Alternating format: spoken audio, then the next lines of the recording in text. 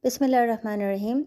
This episode is going to focus on tests and hardships. Why does Allah test us? Why does Allah place difficulties and hardships upon us? And it's important to discuss this because there's a lot of misunderstanding regarding the concept of calamities and hardships. So one of the common answers that you sometimes get when you ask someone, why does Allah test us, is that Allah wants to know how much you love Him, or Allah is testing you to see how much you love Him. And this is an answer that I used to be given as well, but it never made sense to me because I used to always think, well, first of all, Allah already knows everything. So how could He not know how much I love Him? And then secondly, if Allah is trying to find out how much I love Him, it seems strange that is this the only way of finding out, by testing the person? Because when you go through a test or a difficulty, there is grief, there is sadness, you're crying, you're down, you're depressed. How can that be a means of finding out if someone loves you? And then the more important question was that when you study the Quran, you realize that the prophets were the most tested. So why was Allah testing them? I mean, Allah must have clearly known that they loved Allah. So what was the need of testing them? And so the point of this episode is to really clarify this huge misunderstanding. Allah does not test you because He wants to know if you love Him. He already knows how much you love Him. Allah is not testing you because He wants to know how much iman you have. He already knows how much iman you have. Allah is testing you so that you can realize how much iman you have. He's testing you so that it can become clear to you how much you truly love Him.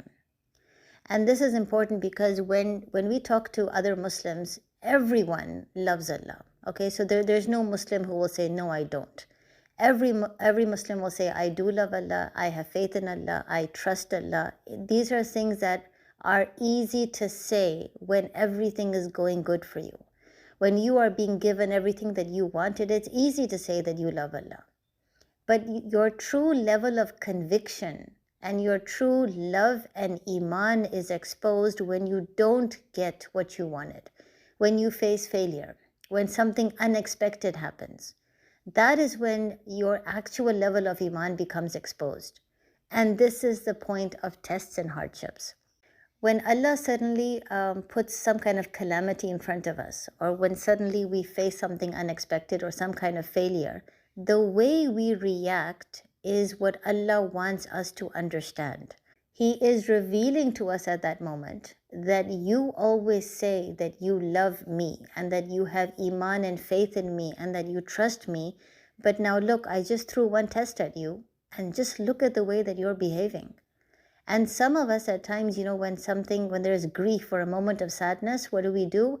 We cry and we complain. We end up asking Allah, Allah, why would you do this to me? I've always prayed to you. I've always been a devout worshiper. Why would you do this to me? And then in anger and in anguish, we say, okay, that's it. I'm not going to pray anymore. There's just no point. I'm not going to study the tafsir. I'm not going to struggle in the cause of Allah. I'm not going to be involved in any jihad because, well, clearly Allah doesn't care for me. And that is what Allah wants to expose to us, that this is your actual level of iman. So you think that you are a very good worshipper, you think you are a very good Muslim, and that therefore you should be sent to Jannah, you should attain salvation because clearly you're doing everything right. But in order to attain that salvation, in order to attain that beautiful reward of Jannah, you actually must have true iman. And the only way for you to know if you have true iman and if you are deserving of that Jannah is to be tested and then see how you react when the test comes. See how much sabr you have. See how you behave when you are afflicted with a calamity. Now, the best example of this in the Quran is actually when the Muslims were in the Battle of Uhud. So this was a battle where the Muslims were initially winning and they were doing great. But subsequently, because the Muslims believed that they were clearly winning this battle and victory would be theirs, there were some Muslims in the army who made a mistake and they went against a command and instruction that was given to them by the Prophet Muhammad, peace be upon him. And as a result of going against that instruction, things turned around very quickly in that battle. And at the end, while the Muslims were initially winning, they ended up being defeated. They ended up losing. Now, of course, once they had faced the defeat, there were many Muslims who understood that the reason for the defeat was because there were a few Muslims who went against the instruction of the Prophet. Had they not done that, they would have won. But for many of the Muslims, the question was not just that. The question was, okay, there were some Muslims who made a mistake. There were some archers who were told not to leave their post, but they ended up leaving their post. But at the end of the day, are we not the party of Allah? Is Allah not on our side? Are we not the ones who are supporting God's beloved Prophet? Why would God allow us to face defeat? Why would Allah allow the Quraysh, the enemy, to attain victory? And so for many of the Muslims, even those who had strong iman, they were shaken up at the end of the Battle of Uhud. They just, they had all these questions and they wanted answers for it. And as a result, there's this beautiful verse in the Quran in Surah Ali Imran. This is Surah number 3, verse 139, where Allah says, "So lose not heart, nor fall into despair, for you must gain mastery if you are true in faith." So this was Allah's consolation coming to them. That yes, you have been defeated. Yes, you did not attain the victory that you were expecting. This is a shock to you. This is a test or a hardship that has come your way. But this is not a time to lose heart. This is not a time to fall into despair and question Allah and wonder, why did Allah do this to us? This is a time to understand that you have to improve your level of iman and your level of faith. You are the vanguards of Islam. And by that I mean that Muslims who will come centuries later, for example, people like you and me, we will look up to the prophets, but we will also look up to the Sahabas. And we will say, these were people of beautiful iman, and we really have to try to be inspired by them and try to copy them. And so Allah was trying to teach the Muslims at that time that being the vanguards, your iman is very strong, but there is still need for improvement. Your level of conviction, your level of determination, your willpower still needs to further be improved because there is a huge responsibility on your shoulders. And the only way to teach them that your iman is great, but it still needs to be improved, is by putting them in a test where it became clear to them from their own reaction, from their own behavior, that they had yet more to learn about faith. They had yet more to learn about Islam. And this is what was being exposed, that you all are suddenly very down and depressed, and suddenly you all are questioning, why did Allah not help us? He helped us at the Battle of Badr. He sent angels. Why couldn't Allah send angels on this occasion? We could have learned our lesson later on, but at least we wouldn't face this defeat in front of the whole of Arabia. And Allah was teaching them that yes, it's a test, but don't forget, just because you're walking on the path of Islam does not mean you will never be tested. It does not mean you will never face failure. It does not mean you will always get what you want and you will always face victory. You will face ups and downs, tests and hardships, because through those tests and hardships, your weaknesses will be exposed. Your shortcomings in iman will be exposed, and once they are exposed, that's when you can start to improve. No one can improve themselves if they don't even know where they're wrong. If you believe that you are great and you are perfect, how can you improve yourself? If someone tells you to improve your iman, you'll say, well, there's no need, my iman is perfect. If someone tells you to improve your level of tawakkul, you will say, well, my tawakkul in Allah is perfect. There's no need for improvement. The only time you realize that no, there is a need for improvement is when something bad happens and your reaction is the opposite of tawakkul.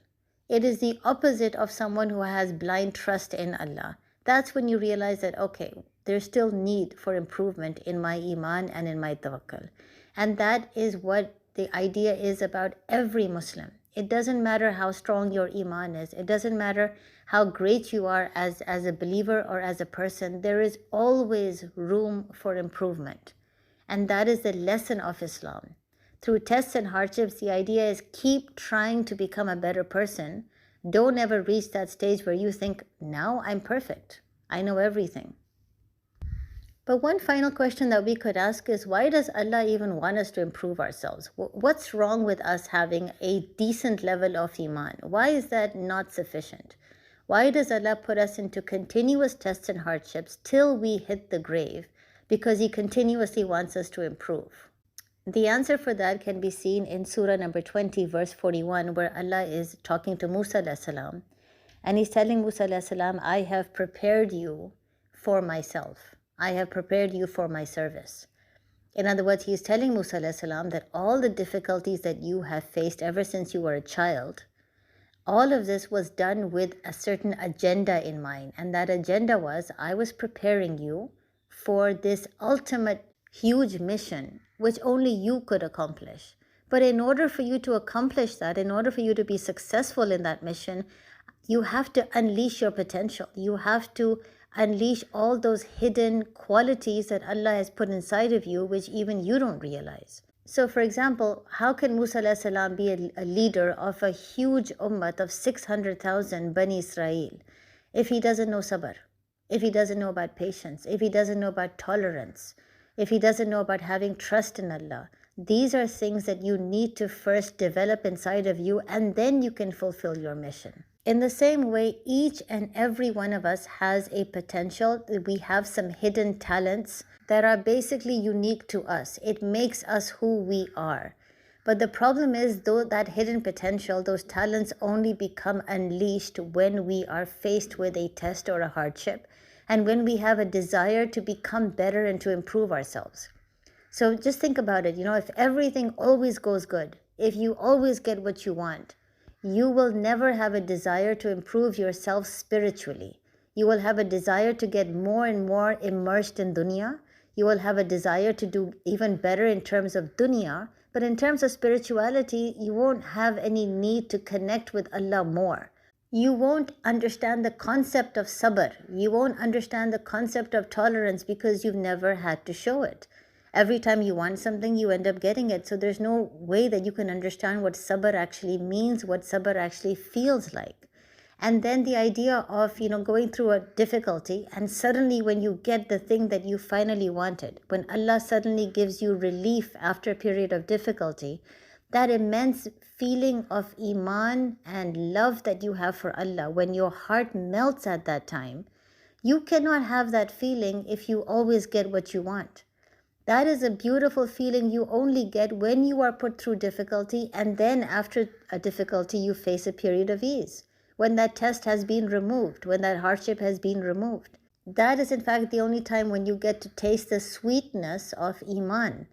And this is the reason why Allah wants us to keep improving, because there is a potential inside each and every one of us, something that we can accomplish for Allah that we ourselves are not aware of. But the only time that potential becomes unleashed is when we are put through a period of difficulty and hardship.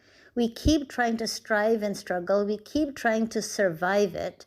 And as we learn to survive, there are qualities inside of us that become exposed, which we never knew. So that's when you realize that you had this immense level of sabr that you didn't even realize. You had this immense potential for patience and shukr and gratitude and tolerance and conviction and willpower that you just didn't know before. This is the beauty of having tests and hardships, so that Allah can prepare you for what He ultimately wants you to be able to achieve. And when you achieve that ultimate thing, that's when you become Ashraf al-Makhluk. That's when you become the best of Allah's creations.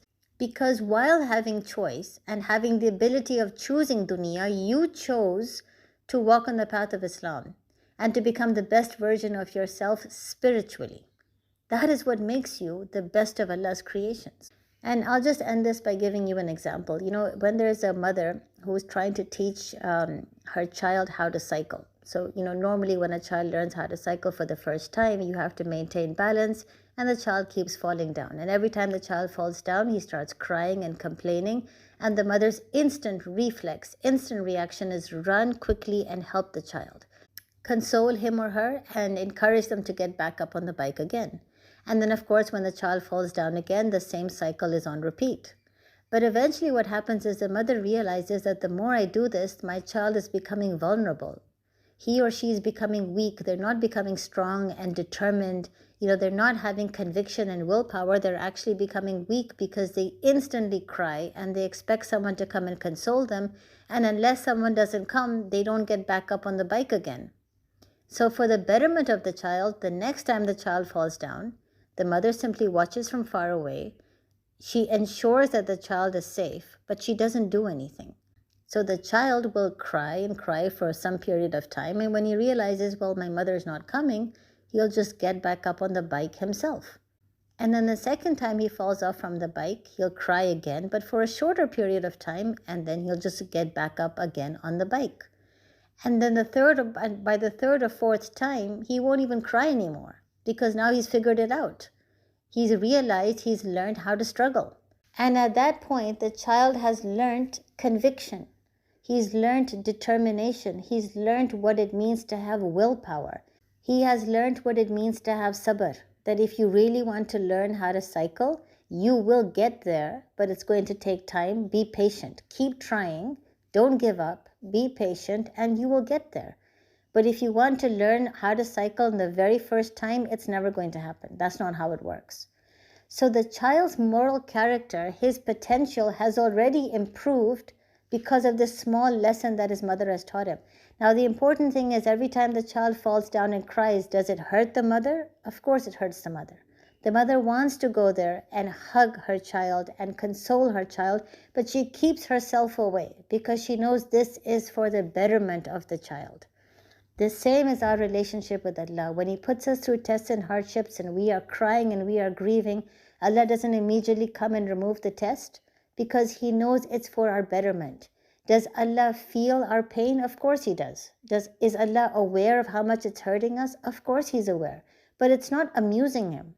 He's holding back because in this test there is some great qualities that you have to learn, and there is a potential that you have to realize, which you will not realize if Allah keeps removing the test the minute the test hits you and the minute you start grieving.